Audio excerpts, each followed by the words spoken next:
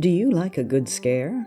Do you have a dark and disturbing imagination? Then you've come to the right place. Time Warp Studios proudly presents The Shiver Show. I'm your host, Mary Labrie, here with co-host Greg Flynn. Greg, we're about to listen to The Thing on the Fourble Board. Are you ready? Mary, any play that has in its title The Thing, that sounds to me like a must-listen production. And I'm particularly interested in find out what a Fourble Board is. However, it's got a thing on it, so I'm already terrified. Let's go. Quiet, please.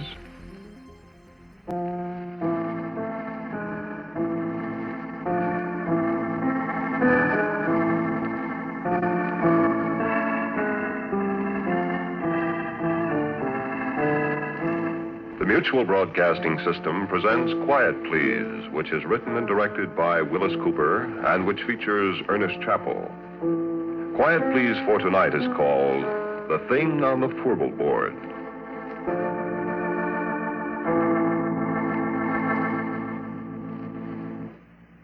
Me, I'm a roughneck. Well, I was a roughneck, 20 years ago. A little too old, too slow now.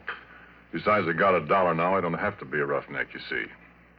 Married, got a nice home. Had to meet my wife. Hey, Mike. Her name's Maxine, but she likes to be called Mike. Mike! I guess she's busy out in the kitchen someplace. Besides, she doesn't hear very well. Shame, too. She's so pretty and everything. Well, you'll meet her. Sit down. I was saying I was a roughneck. Well, no, that doesn't mean exactly what you think it means. A roughneck is an oil field worker, specifically a guy in a drilling crew. Call them roughnecks like you call a section hand on the railroad a gandy dancer, a garage hand a grease monkey. Same time you work around a drilling crew for a while, you're going to be a roughneck in every sense of the word, boy. A derrick floor or a fourble board's no place for a guy with a bow tie. Because when you have to fool around with drilling holes that go farther down the ground than it is from the top of Pike's Peak down to sea level. Yeah, sure they do. The time I was a roughneck, we got this one well down to 7,313 feet. That was a record. But last May, Pure Oil brought one in out in the Natrona Valley in Wyoming at 14,309 feet. That, friend, is almost 3 miles. Quite a hole, that, huh? Sure, I don't think there's an oil man in the world that don't wonder one time or another what's down there, besides rock and oil and gas. Oil that's made out of trees that died 20 million years ago. Oil that's made out of dinosaur bones. Oil that's maybe made out of the flesh and blood of men, maybe, that beat each other to death with a stone axe, ate saber-toothed tiger for lunch. Yeah, you get to wondering. You look at the cores that come up from way down there, and sometimes there's little shells, trilobites mostly, that was alive when Manhattan Island, where New York is, was under half a mile of ice. We found something once, me and Billy Grunwald, and something found us. I'll tell you about it. We were down to around 5,400 feet. We'd set casing. We began to get water, so we had to stop drilling and cement off. Well, you see, when water begins to seep in the hole, you pull your drill pipe, then you let down a cementing shoe inside the casing, and you plug up the bottom of the hole, casing and all, with quick hardening waterproof cement. Then when it's hard, you drill through the cement, go on down, and the cement outside the casing at the bottom keeps the water out. Well, we had the drill pipe all pulled and cracked. The cement was setting, see, so we was shut down, waiting for it to harden. We'd been coring just before. Well, you see, a core drill is hollow, and as the bit digs down, it stuffs the drillings up inside it, so when you pull it out, you got a sample of the kind of stuff you're going through. And a geologist can tell a lot from that. So there's nobody around the rig except me that night. The rest of the crew's going into town. I was toasting some pork chops over the forge for my supper. I heard a car pulling up. Look out, it's Billy Grunwald, the geologist, and I give him a hello. Hi, Billy, come and have a pork chop. Hi, Porky. Where's everybody? Yeah, all went to town. I'm the whole crew. I had 3 blowouts between here and Oxnard. Yeah, I wondered where you was. Ted said you'd be in here about 3. Yeah, I would have been, except for my tough luck. Oh, I'm dead. Yeah, hungry? Starved. Yeah, I got 7 pork chops. And bread. And some coffee, kind of. Swell. Yeah, I got a bottle in the car. We're going to have a banquet. Hey, where's that core? That's what I came up here to look at. Yeah, back there on the bench. Look at it after supper. Hey, What? didn't you say you were all alone here? What? I thought I heard somebody talking. I don't see anybody.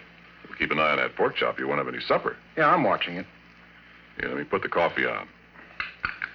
Like so. When'd you finish cementing? This morning. Last tower only made about 10 feet of holes, so Ted shut down before we get flooded out of house and home. Funny about that water. How? Oughtn't to be any at that level, according to my figuring. Well, there is. Is it salt? Sure, right out of the bottom of the ocean. That's funny. Well, maybe I'll be able to tell something from the core. Yeah, I hope so. Well, last core I looked at, I'd have sworn we were getting into shale. Ain't seen none yet from the cuttings. That's funny. Here, your pork chop's done. Yeah, take some bread. Yeah, thanks. Oh, man. Good, huh? Yeah, put on another. I had 2 already before you come. Yeah, much obliged.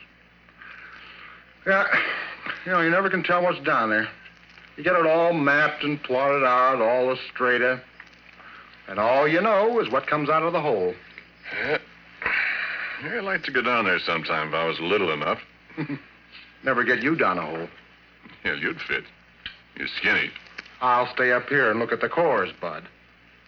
Where is that one? Behind you. Over there. Oh.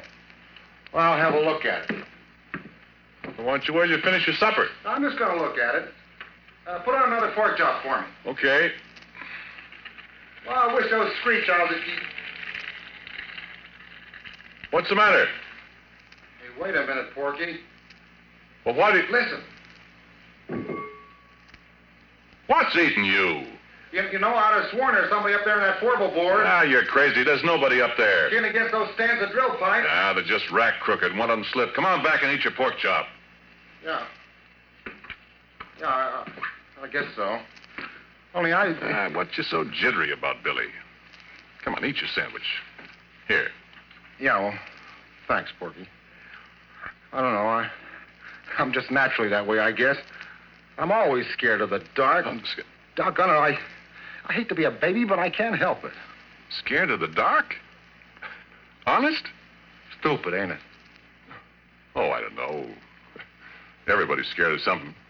Me. Spiders scare the tar out of me. Black widows. Oh. I know how you feel, Billy. There another light over here? Yeah. Here. Ah. Oh. That's better. Hey, listen, Porky. Go out to the car and look in the left-hand door pocket and bring back that bottle, will you? That's what I need. Okay, kid. Okay. So I picked up a flashlight. I turned around and went outside. I found the car. Then I got the bottle. And the floor of the derrick was all lit up, and when I saw a beam of light suddenly flash up toward the Fourble Board, I laughed. Billy Grunwald and his ideas. Sure, I looked up. There wasn't a darn thing up there except the drill pipe racked against the fingerboard. Oh, this Fourble Board. Well, you've seen oil derricks or pictures of them. Do you know that little platform that runs around the outside of the derrick about halfway up? Well, that's the Fourble Board. Well, you see, drill pipe comes in lengths, and you handle them with several lengths screwed together so as to save time getting them in and out of the hole. 2 lengths is a double, 3 is a triple, 4 is a Fourble. When you pull the pipe, you heist it up inside the derrick with a traveling block, which moves up and down from the crown block at the top of the derrick. And then when a Fourble of pipe is pulled out, it's held in the rotary table. You break the joint with tongs, like a great big Stilton wrench, you see. Snub a cable that's fastened to the handle over the cathead on the drawworks, and that breaks the joint.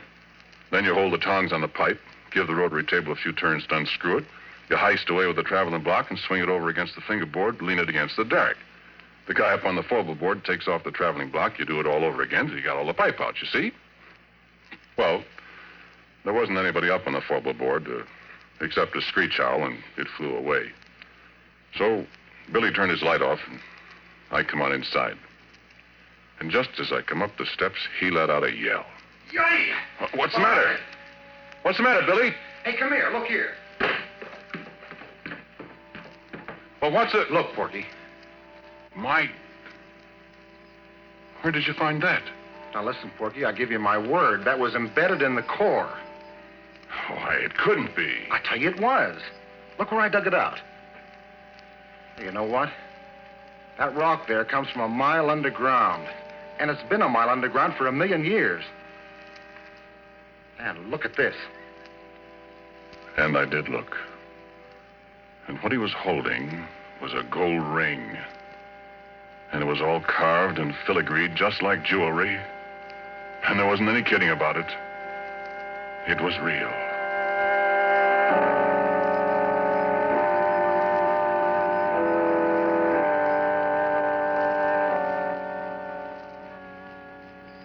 No, wait a minute. Hang on, I ain't done.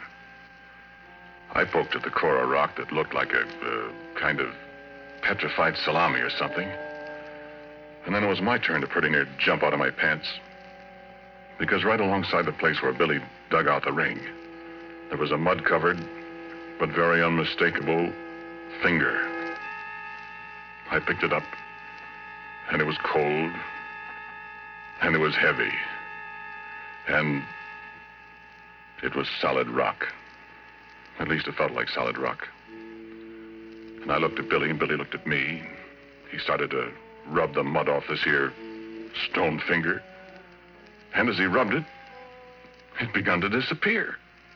No, he could still feel it, he said, but when the mud was gone, neither one of us could see it. And he dropped it to the derrick floor. It went clunk, and we couldn't find it any place. So you know what we done? Well, we took that bottle and we took and finished it, Billy and me. We finished it in one slug apiece, and it was a full pint of bathtub gin. It tasted just like so much well water to me.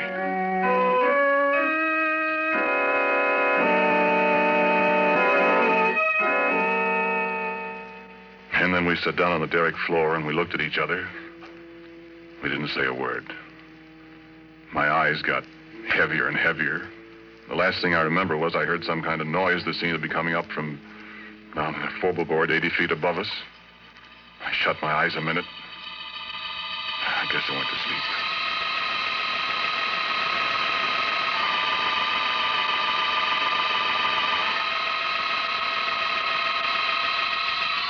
And I had awful dreams. Black widow, spiders crawling all over me with gold rings on their legs.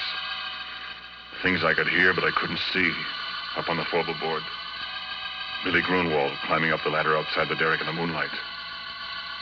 Faces looking at me, and I couldn't figure out who they were. Then I was waked up by a horrible scream. A crash alongside me that shook the whole derrick.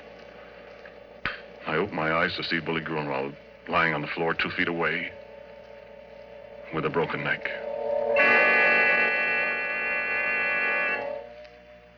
With a broken neck and his left hand, well, he put the gold ring on the little finger of his left hand, and the way his arms were spread out, his left little finger and the ring were gone. Well, friend, I got out of there. I run down to where Billy had left his car, and I got in. I stepped on the starter. I couldn't get it to go, and then I remembered after I pretty near run down the battery that Billy had taken a key. I wasn't going up there and go through a dead man's clothes to get it. So I sat there in the car and shivered all by myself till daylight.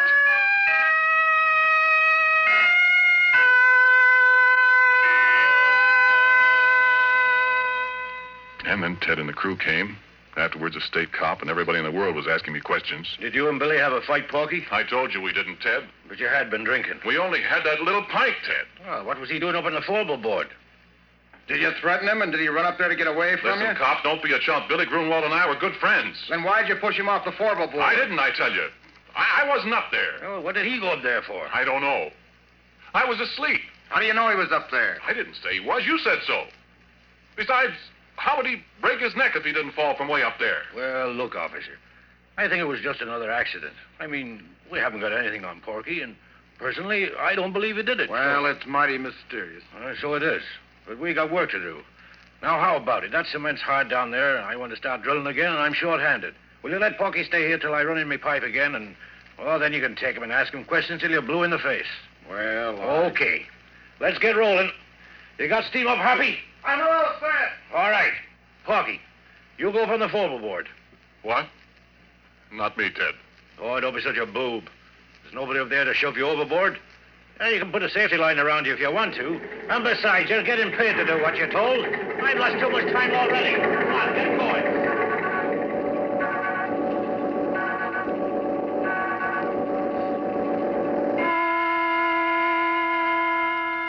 So, okay, I go up on the Fourble Board. And you can bet I took a good gander around before I did anything else. No, I couldn't see a thing. So I signaled to the driller to let down the traveling block, and he did. Came sailing down from up above. I was just reaching for it to pick up the first Fourble drill pipe. Gave a big jerk, and the cable broke. It dropped and nearly pulled me off the Fourble Board. And it landed right on top of Ted. And if you have any idea what a guy looks like after 2 tons of metal land on him from 80 feet up, yeah, you keep your ideas to yourself.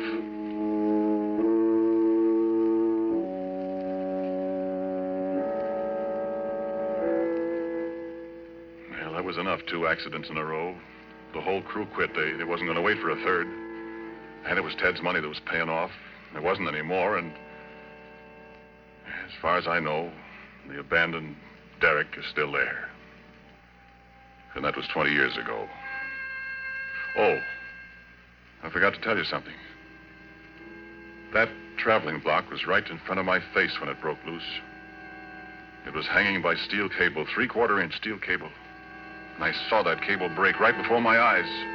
Looked just like a piece of string when you snap it between your fingers. I could almost see the fingers. You know what? There was something up there on the Fourble Board with me.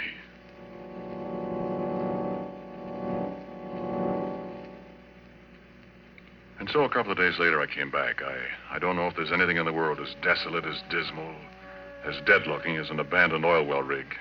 There it stands like a skeleton off on a deserted side road and the bare yellow hills surrounding it, and it's the deadest thing you ever saw. I sat in my car for a long time looking at it. Everything was just the way we left it. I looked in at the floor. The smashed traveling block was there alongside the rotary table. There was a little mutter of steam from the boiler. That was all. Then I heard a tinkle of something as it hit the ground alongside me. I looked around. There wasn't a soul in sight. But at my feet was the gold ring that Billy Grunwald and I had found in the core of rock that came from a mile underground and from 1,000,000 years ago in time.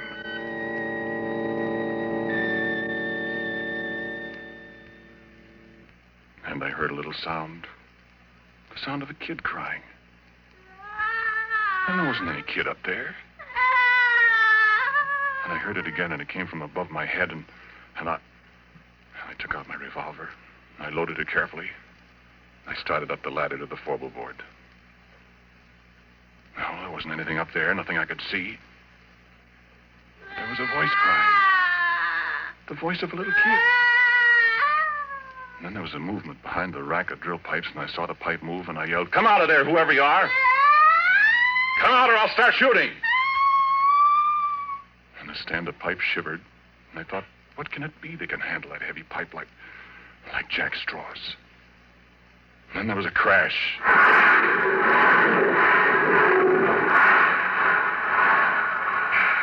The whole stand-up pipe fell over, and I just got out of the way in time.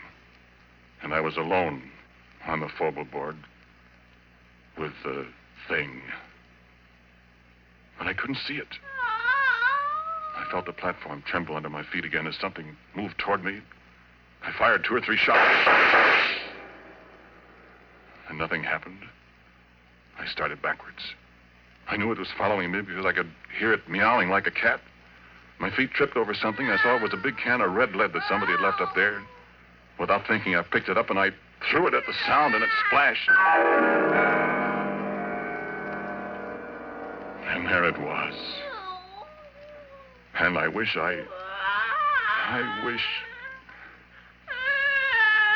face of a little girl, frightened, crying with hunger and terror. Hands like a human being, and a finger missing from the left hand. And the body. Well, I'll tell you about that. I told you how I'm scared of spiders. But I knew where it came from. It had come from the bowels of the earth, come riding up on the drill pipe as we yanked it out of the well. Come to an alien world and was lost. It stood there dripping with red paint, blood red from head to foot like some horrible dream. And it put its hand on my arm. Its hand was stone, living, moving stone. And it looked into my eyes and mewed like a lost kitten.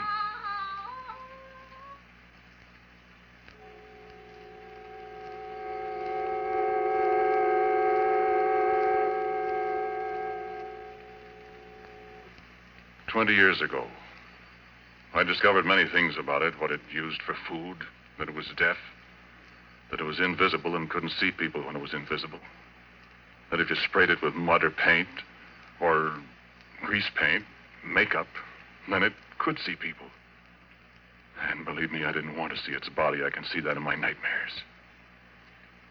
But its face, I can't help wanting to see that pathetic little girl face. I'm afraid maybe I've fallen. But it's very beautiful. And when it's well made up, it's... But making it up, rubbing grease paint on a stone face that looks at you and smiles, and it makes sounds like a lost kitten yet. I can disguise the body in long dresses. She can't hear very well, and when she's hungry, I have to stay out of her way. I found out what she likes to eat, remember? No, sit still. Sit still, do. Sit still or I'll have to shoot you. I want you to meet my wife.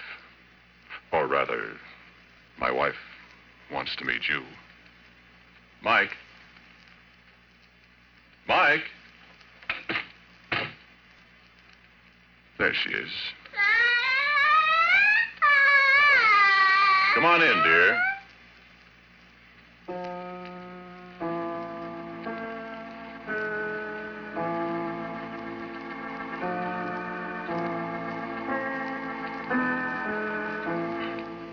The title of tonight's Quiet Please story is The Thing on the Fourble Board. It was written and directed by Willis Cooper and featured Ernest Chappell. And Dan Sutter played Billy Grunwald. Pat O'Malley was Ted. And Cecil Roy was also a member of the cast.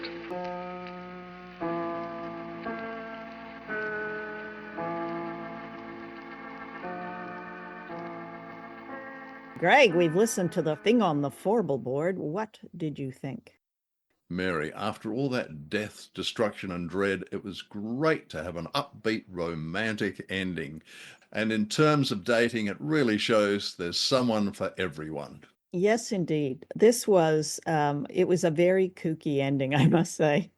But we've got Willis Cooper, who is the writer and director of this piece. And I looked into him a little bit, and he was quite prolific in the, I guess, old-time radio space, in that he created 2 series. There was Quiet Please, and he also created Lights Out. Did you check out Willis Cooper at all? I checked out Willis, and I'm very impressed with his approach.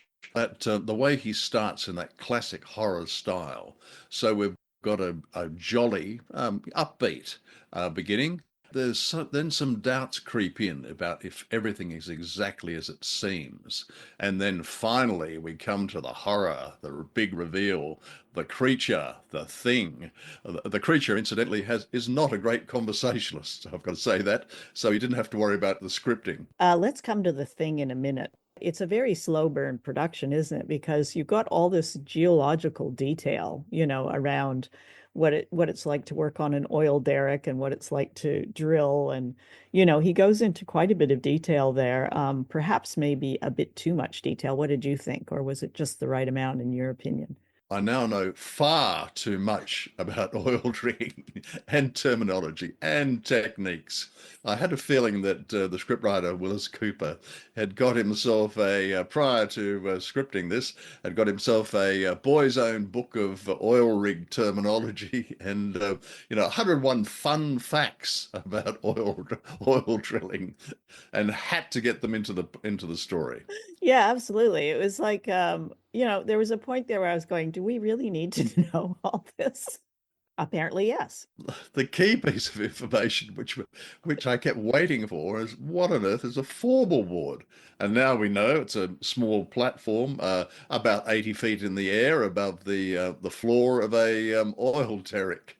But it took him a while to get there. It was a long walk, as they Yes. say in the comedy business. Yes, indeed. So we've got Ernest Chappell, who played the role of Porky. He was wonderful in it. I loved his voice. I thought he really took his time. He had wonderful pacing in this. He was a pro, and obviously he got a lot of work, particularly in the 1940s, and on Quiet Please. He also, in the 50s and 60s, was the voiceover guy for a cigarette brand commercial. He got a lot of work there, and he pronounced the cigarette brand as Pell Mell. Now, Londoners would say Pall Mall, and I'd say Paul Mall. And then there was, and I would pronounce it Cecil Roy, but it might be Cecile Roy, who played Maxine, Mike, the Thing, the creature. That needy and she was wonderful. She was an American actress who was known as the girl of 1,000 voices. Yeah, I would say Cecil is the way I would pronounce that. If she was wonderful. I mean, she didn't have a lot to say, but it was certainly interesting. That the scriptwriter he was impressed for dialogue when it came to Mike, Max, the Thing, Howling away. howling away, and there was Dan Sutter was Billy Grunwald. The geologist that was sharing pork chops with Porky. So the main thing I would just have to say about the Thing is it was a real head scratcher, because the way you have to unpack the way that this creature is described in this radio play. And I would love to hear your interpretation, Greg, of what this creature looked like, because I have my own, and I suspect every single listener has a different version of what this thing looked like. So what did you see when you heard this description? Mary, I'm so glad you asked me that. And I may have to peek at my notes because there's so many here. But have I got this right? So Porky the narrator has been married to Maxine, aka Mike, aka the Thing, for 20 years. And his wife has the face of a little girl, wears the long dresses which Porky chooses, which hints at body shaming, by the way, can only be seen and can only see when covered in goo or paint, has the voice of a crying baby, eats human flesh, is controlled by Porky, and has the body of a spider. And also, don't forget the stone hands with a gold ring on them. This ring that fell off her hand when they were drilling and falls to the ground, and then she gets very upset when Billy picks that ring up. I think this is why she killed him. But yes, a carnivorous stone spider woman.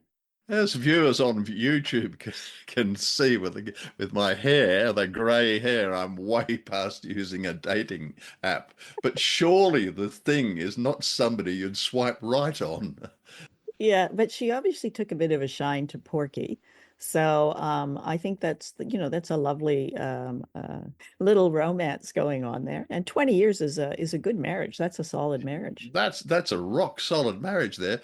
However, in the closing scenes, he does mention that occasionally he has to pull out his revolver and point it at to keep her from eating him. Isn't that something that happens in all marriages? Well, I don't know. In spider marriages, but perhaps do spiders eat each other? I don't know. Oh, yes. Female spiders do eat the male quite often after they've finished mating. Well, moving on, you did mention the writer there, and Quiet Please is a terrific radio series. It ran from 47, I think, to 49. And they turned out what were seen at the time or heard at the time as knockout plays. And in fact, there was when I was doing the research on it, there were quite a few commentators who said Not only was it the best radio horror series, but The Thing on the Fourble Board, which we've heard tonight, was possibly the best of the best. Yes. I'm not sure I would agree with that, but it certainly was a wonderful series. And he also did Lights Out. He was a prolific producer, and there's a lot of wonderful stuff that came out of this. I think it's fascinating that for this era, that this radio play had such huge accolades. Now, don't get me wrong, I enjoyed it, but it really did have significant accolades as being, like very original and very suspenseful and very scary for a horror radio play. When you compare it to some of the other suspense radio plays in that genre at the time, I'm not sure I agree that it is, like a 5-star horror. What do you think, Greg? I'd put it, let's say, 4-star horror. The scriptwriter may have over-egged the omelette a little with all that detail, the stone fingers and the gold ring and all the extra little bits and pieces, the face like a child, the body of a spider, etc. Nevertheless, I was swept along with the story, swept along. I think it was a bit of a kitchen sink monster. Yes, that's right. Oh, that's a great description. Great description. There was a lot in there, and I had to listen to it a couple of times and go, what? Wait, what? Now, I think the reason why people thought it was so great is, there's a couple of reasons, I think. One, it actually takes place in California and very close to Ventura, actually, where our radio station KPPQ 104.1 FM. So Oxnard, he mentions Oxnard. That's literally the town just to the south of Ventura. Yes, indeed. The Oxnard oil field in beautiful Ventura County, California. And as you mentioned, home to the world's best radio station, KPPQ. Radio KPPQ. You know your ears deserve it. How's that for a tagline, Mary? Very good. I love it. And it is actually, if listeners are interested, and many of our listeners will know this, but if you look at Ventura oil fields and you look at the old photos that are from this era when this radio play was made and broadcast, you can see that there was just fields and fields of oil derricks out at sea, but also on land, just covering acres and acres of land. And they're still active today. So not to the same extent, but there's still apparently 423 wells still producing in that Ventura County oil field, which is astonishing. Indeed. When I was a PR guy and doing work in California, I would say to my American colleagues, wow, look at those oil derricks. That's amazing. And they would go, so they saw them every day. Yeah, and they extended right down to some of those very beautiful beaches. So a lot of those are gone now, but there's still quite a few left. Greg, any parting thoughts on The Thing on the Fourble Board? Mary, I put on hold my holiday plans to visit a Californian oil rig, toast pork chops, drink bathtub gin, and then climb up the derrick to the Fourble Board to meet the love of my life, because I have a feeling that my actual wife may prefer to go on holiday somewhere where there's fewer murderous spider-like creatures. I thought of that expression, the heart wants what it wants, and that was apparently Emily Dickinson that first said that. If you think about that, if Porky decides that the love of his life is a carnivorous stone spider woman with dainty hands and a cute face. There she is. Come on in, dear. Who am I to judge? And you and I have never been judgmental. Good night, Greg. Good night, Mary.